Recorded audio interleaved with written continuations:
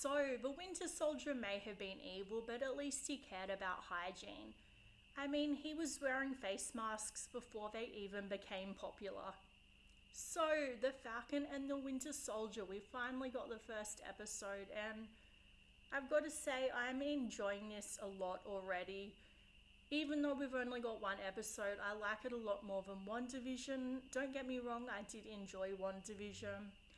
I liked that Marvel tried to do something new with the whole 50s vintage sitcom aesthetic, but as much as I love all things vintage and sitcoms and the 50s, it's like, that's not what I come for Marvel for, you know? I want my action thriller type adventure movies.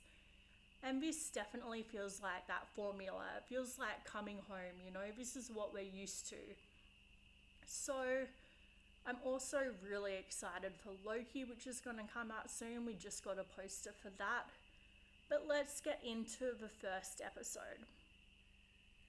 So you can tell they definitely spared no expense for this. It felt like a big budget Marvel movie. It felt like something that we would see in the theaters. It felt like it was really high quality, and the opening scene with the Falcon in flight was really entertaining and I enjoyed it. But at 10 minutes, it went for a little bit too long because this is only like a 45-minute episode when you take away the end credits. So it's like we want to get into the story, and when we do actually get into the story, it's really interesting to see these characters that we know so well doing things that are just everyday, ordinary things. Like, we often see them battling these big, huge battles, being Avengers. We don't see them in their daily, you know, doing the laundry sort of lives, and we see that in this episode, and it's really interesting, and it feels like you get to know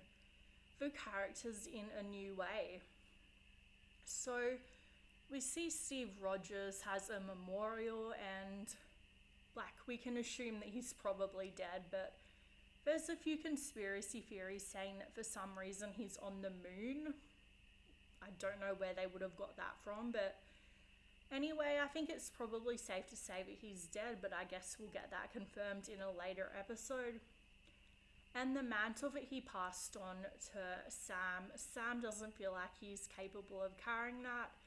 So he basically retires the shield to the Smithsonian so people can see it and get inspired by it. But of course, it doesn't stay that way for long. So one thing I really loved about this episode is that we got to see Bucky in his flashbacks of him in his days as the Winter Soldier.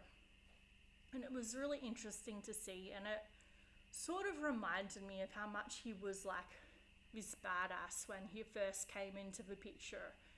And he sort of got toned down a lot when he went good. So I'm hoping that they'll sort of bring that badass vibe back to his character while remaining good, you know? Like, he doesn't have to only be a badass when he's his evil, working for Hydra version of himself.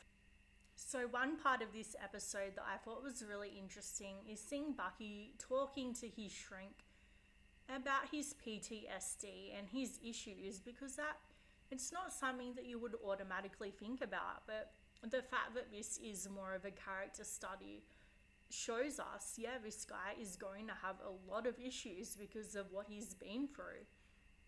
And we see that Sam, he's trying to help his family because they're struggling with money. So he goes to the bank to try to get a loan for his sister and her kids.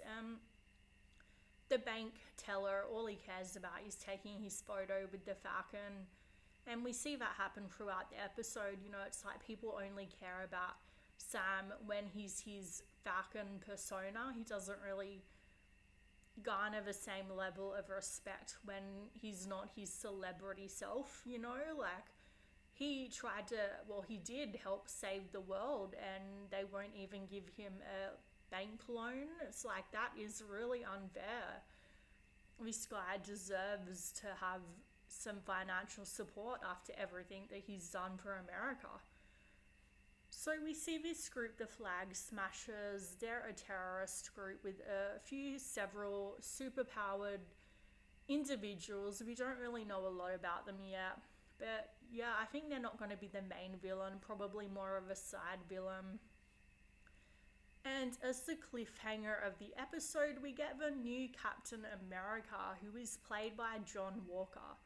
So in the comics, John Walker is known as US Agent. I'm guessing he's going to be a bad guy. I think maybe he could be the main villain or one of the main villains. I guess we'll just have to wait and see. And I'm guessing this is what is going to finally reunite Sam and Bucky. So let me know in the comments down below what you thought of the episode. And if you like this video and you want to see more of them, please subscribe.